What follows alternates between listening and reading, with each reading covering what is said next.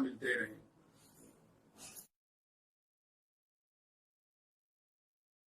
नमस्कार दोस्तों, धर्म रहस्य चैनल पर आपका एक बार फिर से स्वागत है।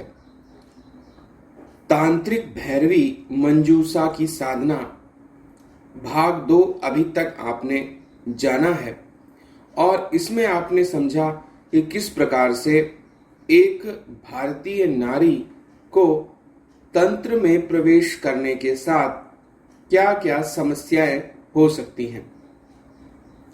अब चूंकि अघोरी गुरु उसे एक भोग की सामग्री बनाकर सिद्धियां प्राप्त करना चाहता था, इसी कारण से उसने मंजूषा को ऐसी अवस्था में डाल दिया था। अब मंजूषा के सामने कोई और विकल्प नहीं था, इसी कारण से वह उस अघोरी गुरु का साथ दे रही थी और उसकी बात मानने को तैयार थी। संबंध बनाने की कोशिश करते रहने पर मंजूषा लगातार परेशान होकर उसका साथ देती रही और अघोरी गुरु अपनी मनमर्जी चलाता रहा। इस प्रकार जब अघोरी गुरु ने पूरी रात उसके साथ शारीरिक संबंध बनाए, इससे वह परेशान होकर और अपने शरीर को अस्त व्यस्त देखकर जीवन को समाप्त करने का विचार कर रही थी। सुबह के समय अचानक से ही वहां पर एक भयानक शक्ति प्रकट हो गई। उस शक्ति ने कहा कि तू मुझसे क्या चाहता है? अघोरी गुरु ने कहा, मैंने तुझे प्रसन्न किया है, इसका शरीर धारण कर और मेरी सदैव के लिए सहायिका बनकर मेरा जीवन सफल कर। वह शक्ति कहने लगी, ठीक है, इसकी बलि दे दो। मैं इसके शरीर में इसकी मृत्यु के बाद आ जाऊंगी, क्योंकि इसके अंदर मुझे दिव्य ऊर्जा दिखाई देती है, इसलिए इसका मरना आवश्यक है। यह बातें सुनकर बेसुध पड़ी हुई मंजूषा अब अंतिम समय की तैयारी कर रही थी। वह जान गई थी कि मेरे शरीर को तो छल लिया गया है, लेकिन अब जीवन को भी समाप्त कर दिया जाएगा। वह बेचारी जीवन के ऐसी अवस्था में पहुंच गई थी जहां पर वह कुछ भी नहीं कर सकती थी। जीवन अब उसकी मृत्यु का इंतजार कर रहा था, लेकिन पता नहीं कहां से उसके अंदर एक सामर्थ्य आ गई।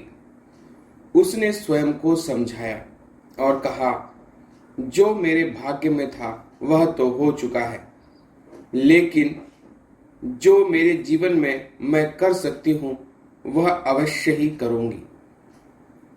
और उसने गुस्से से अपने आप को इस बात के लिए तैयार किया, जो गुरु मुझे समाप्त कर देना चाहता है, मैं ही उसे समाप्त कर दूंगी।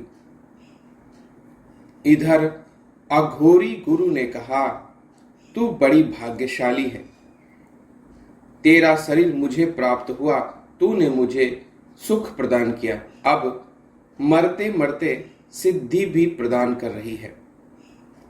सच में तेरी जैसी लड़की मुझे कहीं और नहीं मिलती, जो अपना सर्वस्व मुझे दे चुकी है।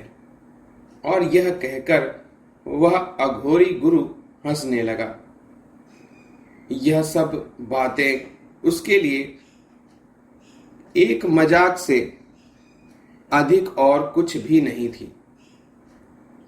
अब बात थी मंजूषा की। मंजूषा को मारने के लिए वह एक कटार लेकर आया और उस पर कुछ मंत्र अभिमंत्रित किए। सामने खड़ी हुई वह भयानक शक्ति इस बात का इंतजार कर रही थी कि कब यह अघोरी गुरु इस लड़की का वध करेगा। अघोरी गुरु ने उसे मारने के लिए सबसे पहले उस शक्ति को नमन करने की कोशिश की।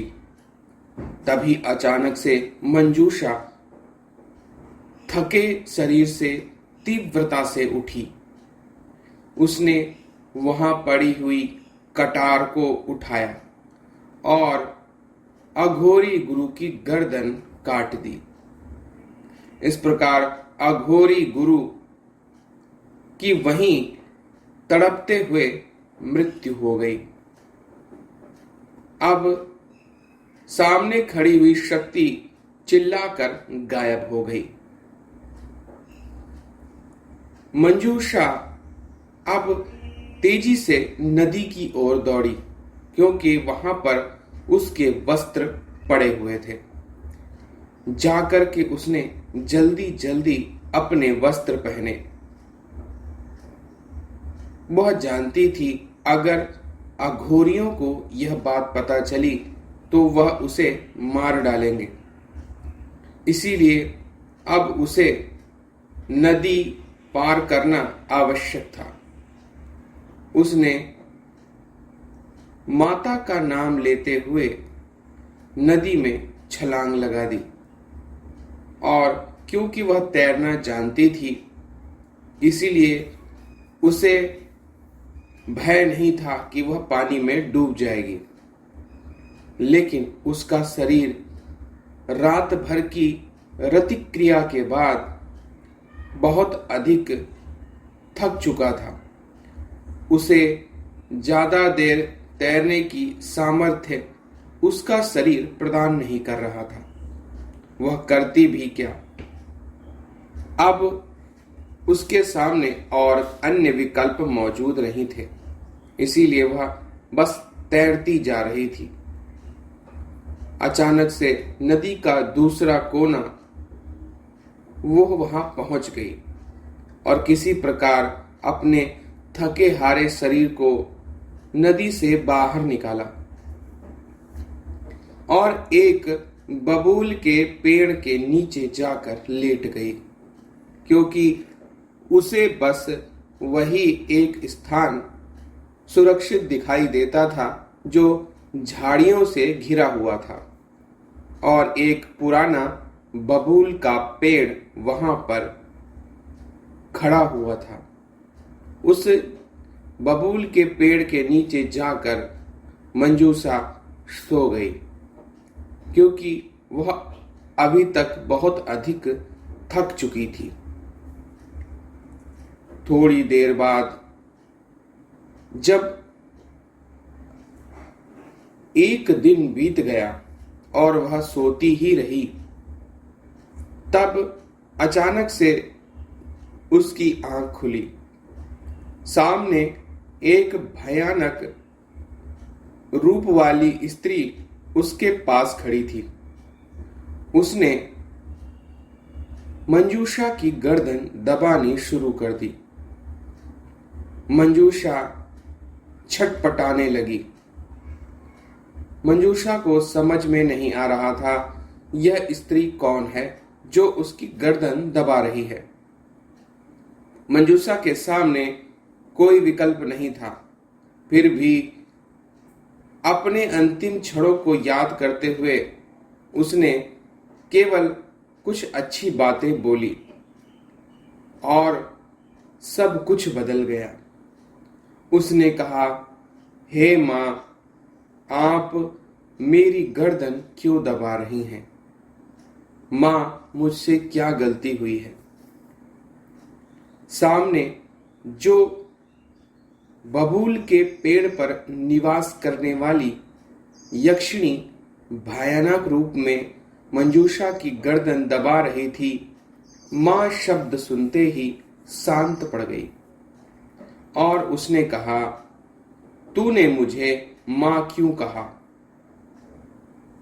तब उस बेसुध सी हुई मंजूषा ने कहा, आप मुझे मेरी मां जैसी ही दिखती हो, आप मुझे क्यों मारना चाहती हो? तब यक्षिणी ने कहा, मैं इस बबूल के वृक्ष पर निवास करती हूं और तूने मेरा स्थान अपवित्र कर दिया है। तेरे शरीर से रक्त बह रहा है। तब